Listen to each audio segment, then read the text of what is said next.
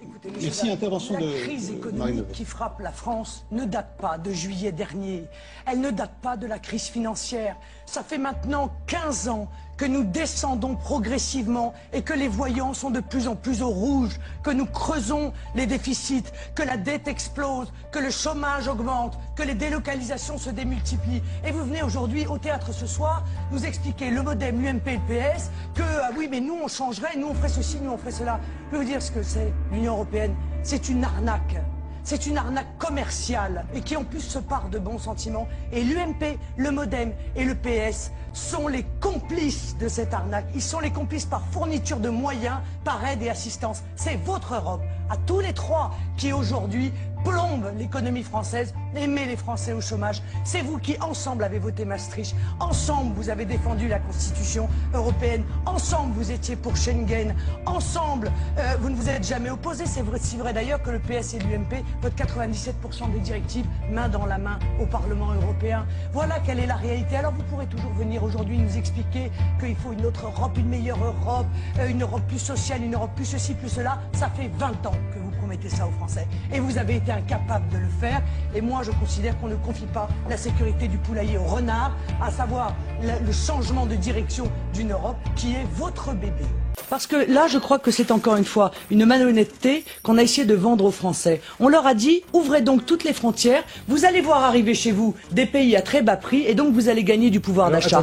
Mais sauf que les Français, quand ils vont dans les grandes surfaces, ils ne retrouvent pas cette baisse des prix. C'est dommage. Hein. Qu'est-ce qui s'est passé? Où est-ce qu'il est passé l'argent? Voilà monsieur Boris Boyon qui, sur le site Copain d'avant, met une photo de lui. Il est ambassadeur de France en Tunisie. Donc ce soir, vous demandez sa démission. Et vous êtes bien sûr, bien sûr, pour l'honneur et pour la dignité des Français, mais aussi pour la dignité des Tunisiens. Je pense que monsieur Boyon doit partir. Ça suffit. Nicolas Sarkozy est directement responsable de 500 milliards d'euros de dettes sous son mandat.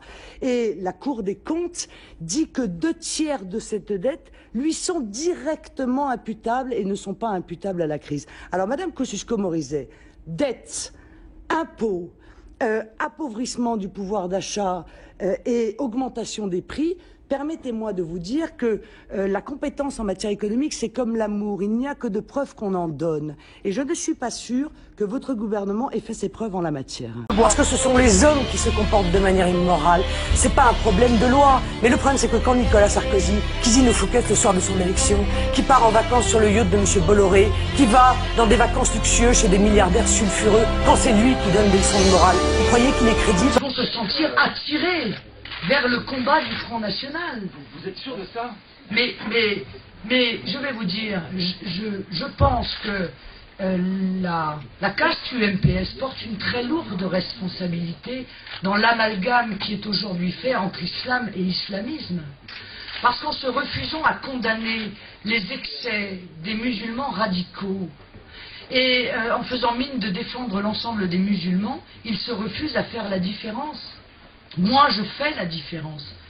Je sais que des millions de musulmans en France respectent les lois de la République française. Qu'il ne leur viendrait pas, mais même pas à l'esprit, d'imaginer pouvoir aller prier au milieu de la rue. Qu'ils tiennent à la laïcité française. Et qu'ils sont, eux, scandalisés de voir la manière dont les musulmans radicaux sont en train de créer, à l'égard de l'ensemble de leur religion, une crispation de la part du peuple français. Madame, il faut un référendum sur l'immigration. Il faut que ce soit les Français qui décident. Ça sera une proposition de la campagne des régionales du Front National. Alors qu'il y a, monsieur, 5 millions de chômeurs dans notre pays, 8 millions de pauvres, 700 000 Français qui attendent un logement, est-ce qu'on peut continuer à accueillir dans notre pays l'équivalent tous les 3 ans de la population de la ville de Lille? Est-ce que c'est supportable? Parce que vous savez pourquoi vous les accueillez, monsieur Besson? ces étrangers, c'est parce que les grands patrons vous le demandent. C'est parce qu'ils ont besoin de main-d'œuvre à bas coût. Et ainsi, vous vous permettez de peser à la baisse sur les salaires. C'est lamentable. Si vous aviez êtes à la solde à Bruxelles, de ceux qui font des bénéfices sur le dos de ces pauvres. Oui, M. Chirac a remercié la gauche, ne vous inquiétez pas, par l'intermédiaire de M. Juppé, puisqu'il a dit qu'il ferait élire des députés de gauche plutôt que de faire élire des députés du Front National. Par conséquent, je crois que là, c'est assez équitable. Hein, j'ai voté pour toi à la présidentielle, tu voteras pour moi à la législative. Monsieur Frédéric Mitterrand, le ministre de la Culture, a écrit en 2005 un livre qui s'appelle La mauvaise vie, dans lequel il décrit par le menu la manière dont il effectue du tourisme sexuel et le plaisir qu'il a à aller payer des petits garçons thaïlandais, tout en sachant les conditions dans lesquelles ils vivent, tout en sachant la perversité de ce système, l'ignominie qui est fait à ces jeunes garçons. Il l'écrit noir sur blanc, et cet homme-là est ministre de la Culture. Et c'est dans un pays tel que celui-là que nous voulons donner des leçons aux délinquants et que nous voulons servir des exemples. Eh bien, commençons par démissionner, monsieur Mitterrand, et peut-être qu'après, on pourra donner des leçons. Et que je n'ai pas de leçons à recevoir du Parti Socialiste, le Front National ayant été le seul mouvement politique à défendre les harkis, les enfants de harkis, qui ont été traités par la République française en dessous de tout, qui ont été traités moins bien alors qu'ils étaient nos compatriotes que ne le sont aujourd'hui les clandestins qui entrent en France. Et j'en termine, je dirais que rien. Ce soir, j'ai entendu des défenseurs des immigrés. J'ai entendu des défenseurs des constructeurs du bâtiment. J'ai entendu des défenseurs du gouvernement. J'ai entendu des défenseurs de l'opposition. Mais écoutez, je me mets à la place des téléspectateurs qui sont derrière leur poste et qui doivent se dire, mais et nous dans tout ça? Et notre intérêt à nous, Français, il est où dans tout cela? Le prix Nobel d'économie, Paul Krugman, n'est-ce pas? Il vient de faire une déclaration pour l'Islande, dont on ne parle jamais, et qui s'en est pas mal sorti, voyez-vous. Et qu'est-ce qu'il dit? Il est aussi facile de faire banqueroute avec l'euro qu'avec la couronne, qui est la monnaie, mais il est probablement plus facile de s'en sortir avec la couronne. Il dit que c'est parce que l'Islande est hors de la zone euro qu'elle a réussi à redresser son économie. Et il n'est pas le seul prix Nobel d'économie à avoir ce discours-là. Monsieur Amartya Sen dit là exactement la même chose. Comme disait la même chose Monsieur Maurice Allais, c'est l'euro qui est le fond de notre problème. Et d'ailleurs, le président l'a avoué. Le président l'a avoué puisqu'il a dit tout ce qu'on est en train de faire, c'est pas pour sauver la Grèce. C'est pour sauver l'euro. C'est donc bien l'euro qui pose un problème. Et je crois pouvoir vous dire que j'ai été la seule depuis des années, seule à le dire. Pas comme Madame Chirac, excusez-moi, je vais prendre mon petit sac sur mes genoux. Voilà, le responsable, il est là, vous voyez? Voilà, ça, 1 euro fabriqué en Chine.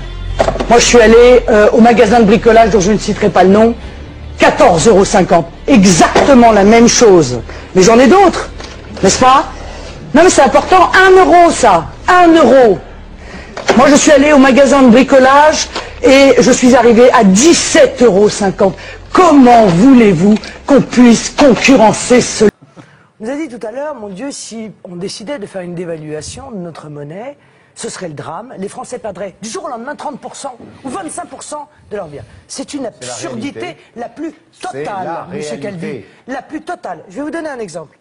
En 2000, qu'est-ce qui s'était passé en France en 2000, monsieur? Eh bien en 2000, figurez-vous que l'euro valait 40% de moins qu'aujourd'hui. Et pourtant, les Français depuis 2000 n'ont pas vu leur patrimoine augmenter de 40%, monsieur Estrosi. Sinon ça se serait, voyez-vous. Bon, donc c'est une absurdité. Ce que vous mettez d'accord? La Grande-Bretagne a dévalué il y a quelques mois. Essayez. La Suisse vient de dévaluer. La seule conséquence de la dévaluation, c'est effectivement sur les importations. Il y a des études qui ont été faites, et excusez-moi, M. Sapia, de vous citer, mais en l'occurrence, la plus célèbre est la vôtre, où une dévaluation de 25% entraînerait une augmentation de 2% des prix.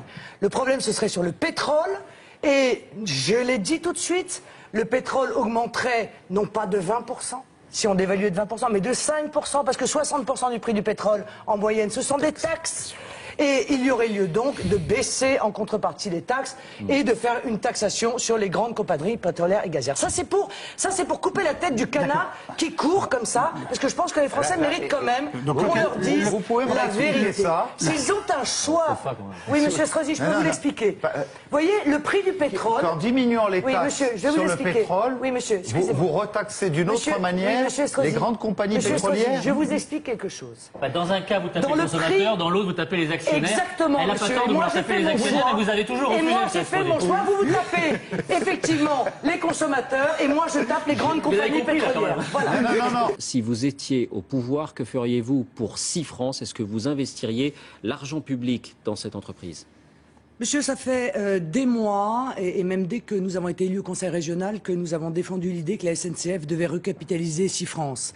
Il n'y a qu'un malheur, c'est que les socialistes et les gens de l'UMP ont imposé aux Français un traité, qui est le traité de Lisbonne, qui interdit à l'État d'avoir une action stratégique et de venir au soutien des entreprises ou des secteurs économiques qui sont en difficulté. Et voilà aujourd'hui cette classe politique qui pleure des larmes de crocodile, qui se balade avec sa boîte de Kleenex en bandoulière, alors que je vous le dis très solennellement ce soir, ce sont eux qui sont responsables du chômage. Eux qui sont responsables de la délocalisation, c'est le modèle économique ultralibéral qu'ils ont défendu à tout prix et mis en œuvre depuis 30 ans.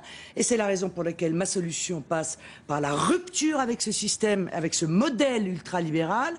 Il faut mettre la France à l'abri de la crise et pour cela, il faut mettre en place un patriotisme économique et un patriotisme social.